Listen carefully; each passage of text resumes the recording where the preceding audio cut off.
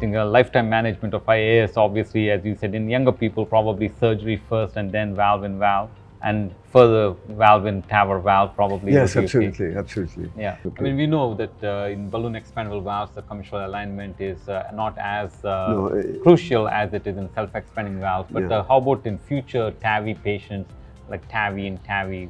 Yes, TAVI-in-TAVI, but if you implant first, if your first choice is a balloon expandable, the TAVI-in-TAVI, you put again a balloon expandable and you won't have any problem of coronary access. You know, if you have a coronary access with the first one, you will have a coronary access with the second one.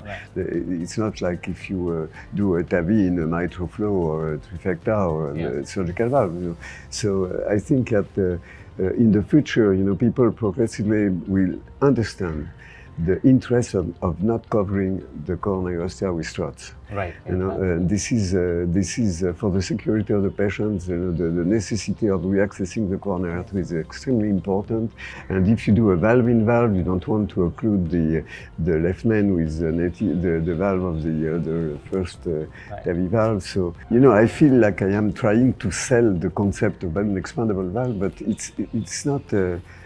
I am not totally paranoid on that, you know, it's just because it looks like it's logical. In France, we don't have too many type 1 bicuspid valve, but in India, I think it's more frequent, in Asia in general. You know. Right, it's more common. I was also very much interested by the results of the registries and the publications, you know, on bicuspid coming from Korea, for example, or for this part of the world, you know, where they had a good number of patients that, and they showed that the results were absolutely similar. You know, bicuspid to tricuspid doesn't make any difference. Right. Yes. Also, you know, when we are talking about bicuspid valve, we put all the bicuspid in the same basket. In fact, it's totally different. You know, if there is a raphe or if there is no raphe, the number of raphe. But you know, when there is a raphe, you can open the raphe with a balloon expandable valve, and we did that at the beginning of the history of TAVI. You know, we had many patients actually with a bicuspid valve type 1, for example,